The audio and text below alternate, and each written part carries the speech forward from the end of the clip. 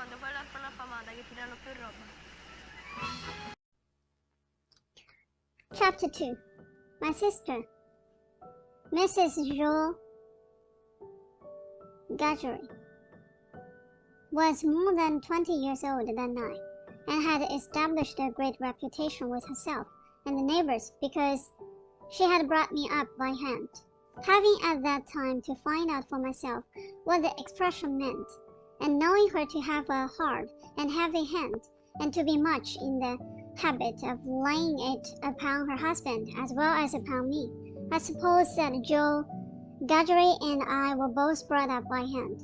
She was not a good-looking woman, my sister, and I had a general impression that she must have made Gargery marry her by hand. Joe was a fair man, with curls of flaxen hair on each side of his smooth face, and with eyes of such a very undecided blue that they seemed to have somehow got mixed with their own whites.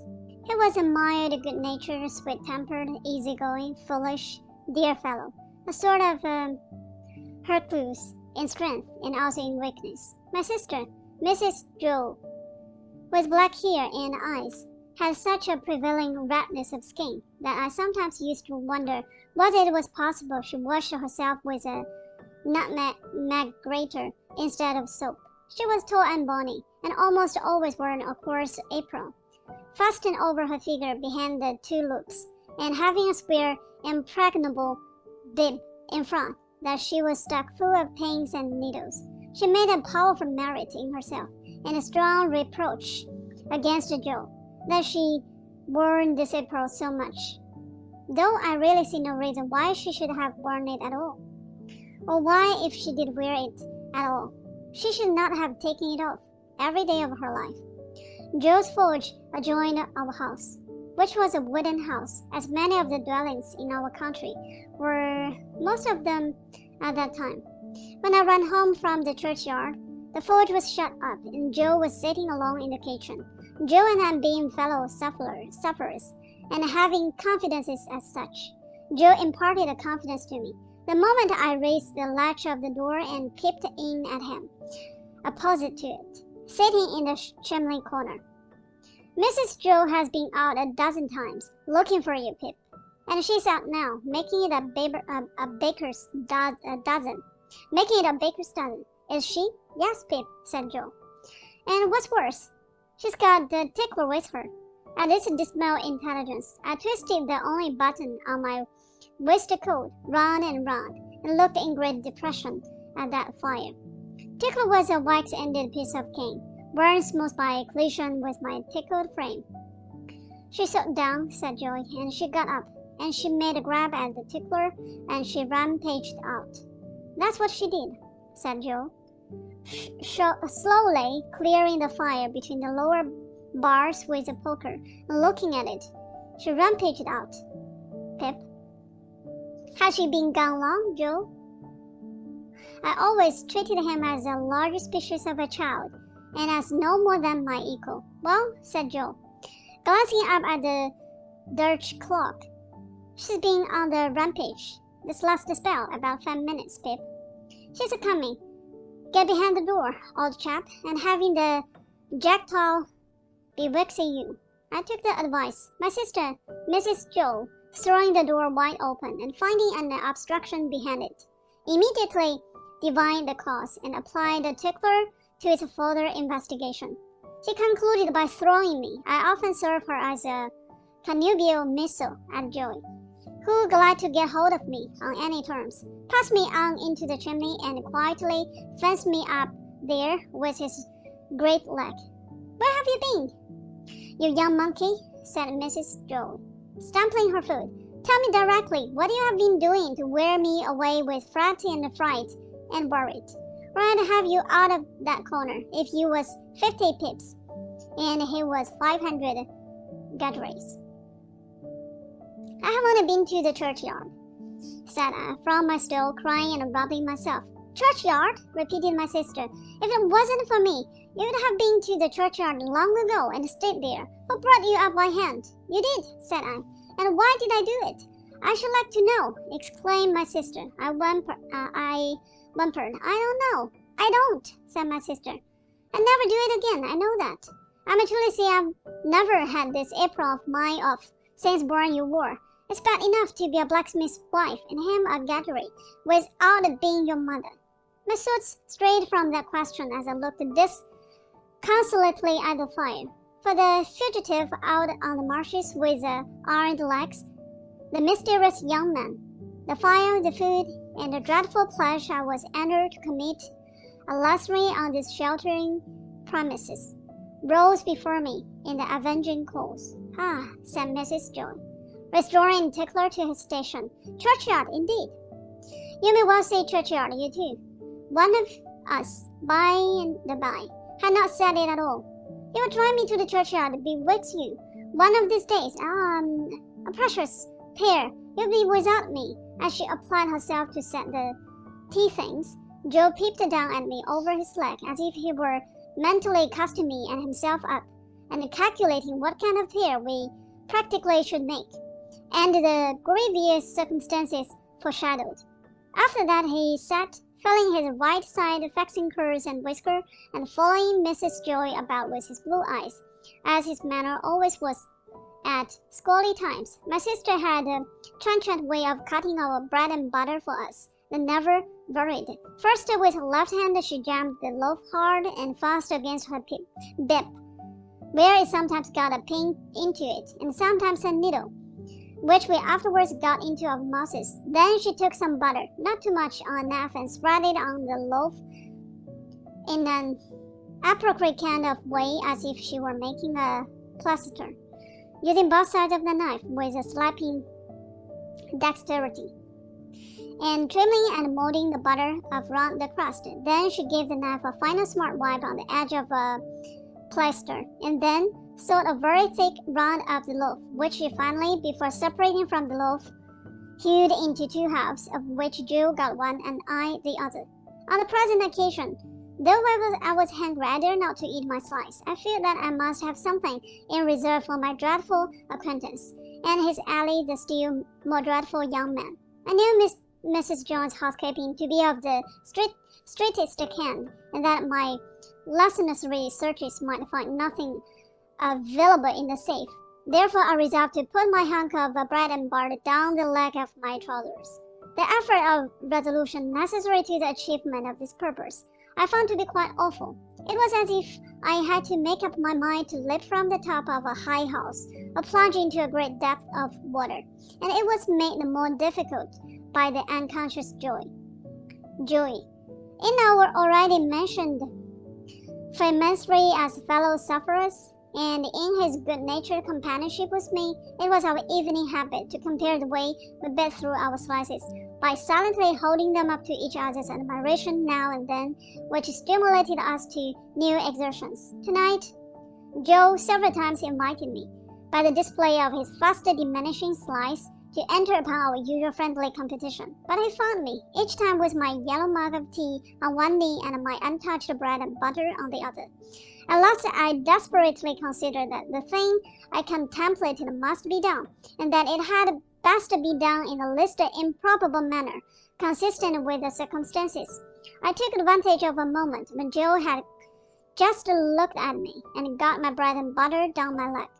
Joe was evidently made uncomfortable by what is supposed to be my loss of appetite, and took a thoughtful bite out of his slice, which he didn't seem to enjoy.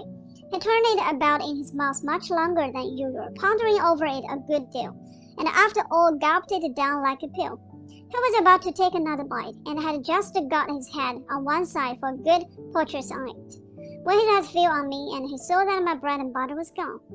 The wonder and consternation with which Joe stopped on the threshold of his bed and stared at me were too evident to escape my sister's observation. "What's the matter now?" said she, smartly, as she put down her cup. "I see you know," muttered Joe, shaking his head at me in a very serious remonstrance. "Pip, old chap, you'll do yourself a mischief. It will stick somewhere. You can't have a crowded, Pip." "What's the matter, Will?" repeated my sister, more sharply than before. "If you can cough any trifle on it up, Pip, I'd recommend you to do it," said Joy. "Oh, Augustine, manners, manners, but still, you else. By this time, my sister was quite desperate, so she pounced on Joy and, taking him by the two whiskers, knocked his head for a little while against the wall behind him, while I sat in the corner, looking guiltily on. "Now perhaps you won't mention what's the matter," said my sister, out of breath. "You're staring great stuck-pig."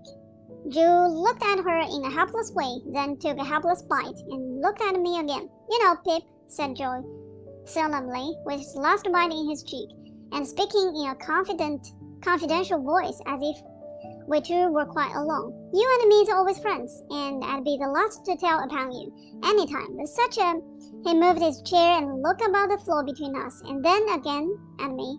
"Such a most uncommon bout as that."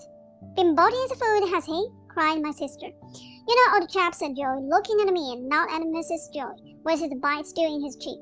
"I boated myself, when I was your age, frequent, and as a boy I've been among many boaters, but I never see your boating equal yet, Pip, and it's merely your aunt boated that." My sister made a dive at me and fished me up by the hair, saying nothing more than the awful words, "You come along and be dosed." Some medical beast had revived the water in those days as a fine medicine, and Mrs. Joy always kept a supply of it in the cupboard, having a belief in its water correspondent to its nastiness.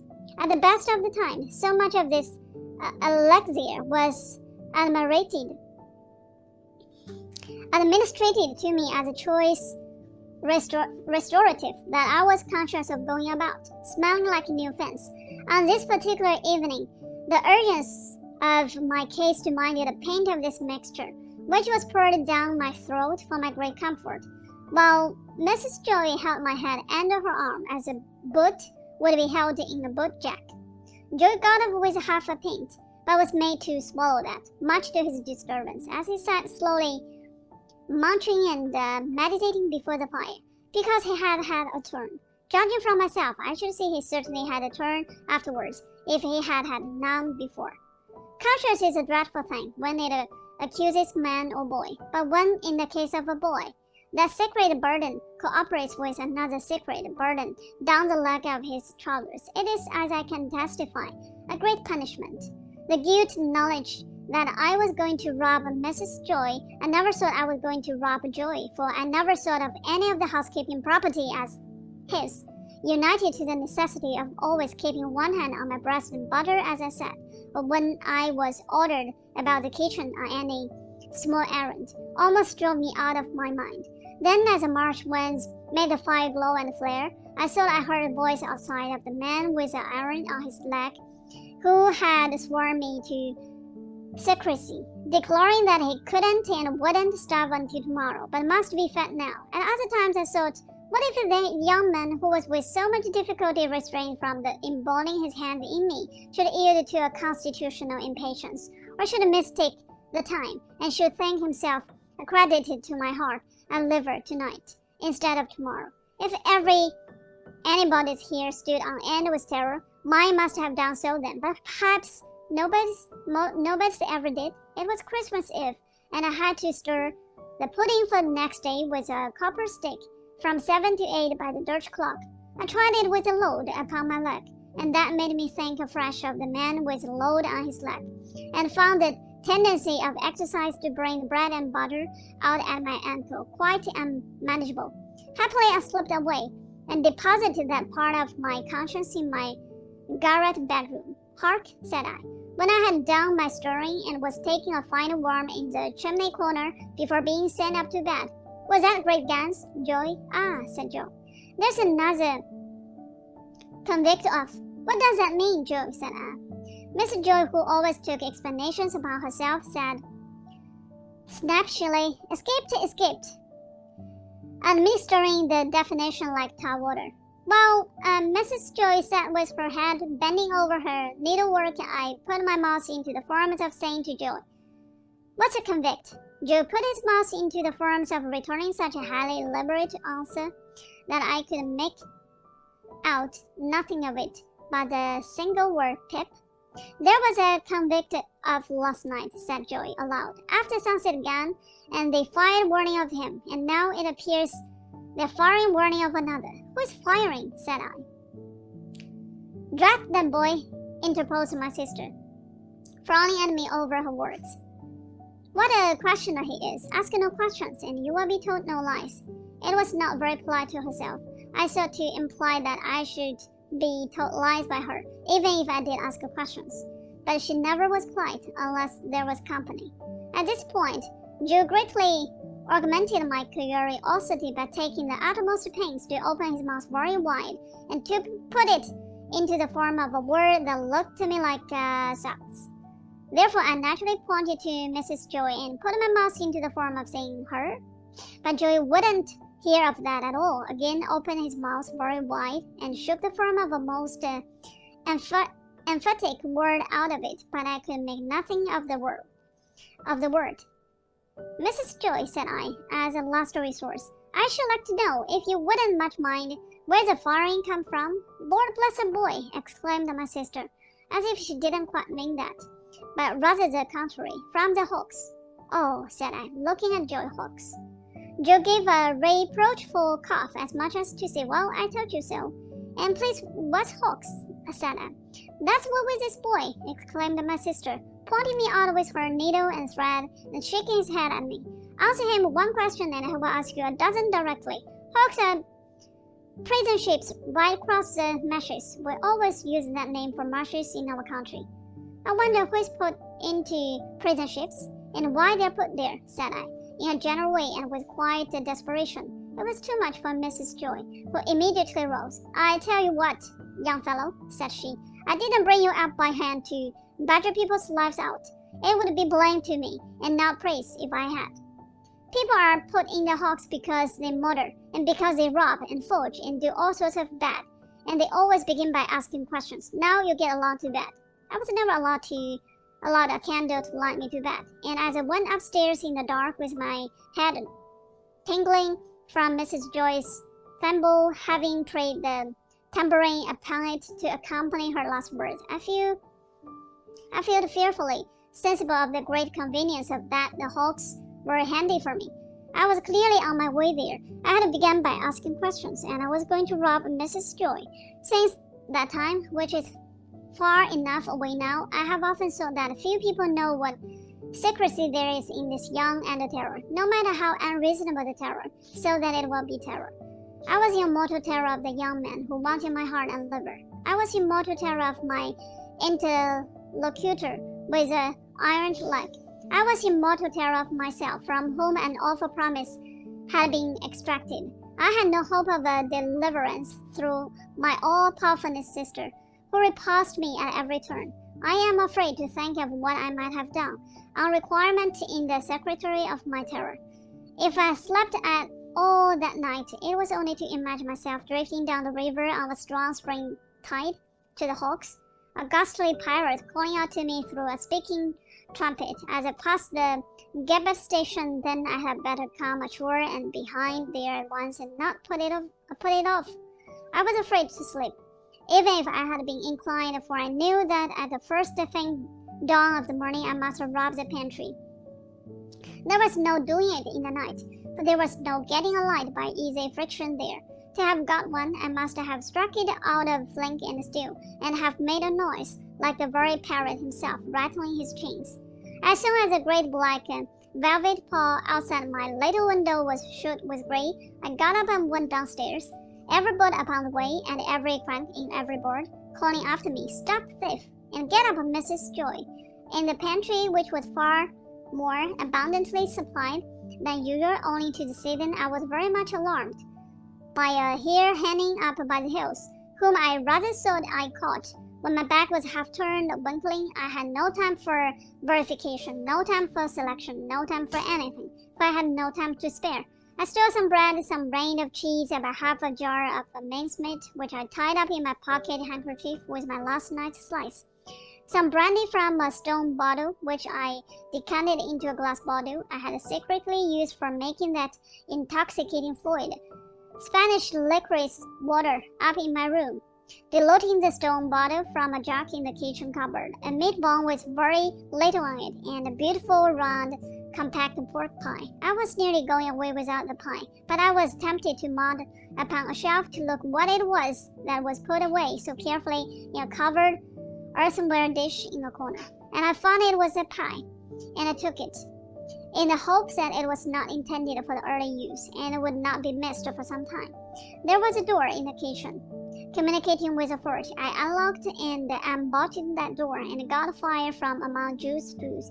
Then I put the fastenings as I had found them, opened the door at which I had entered when I ran home last night, shut it, and ran for the misty marshes.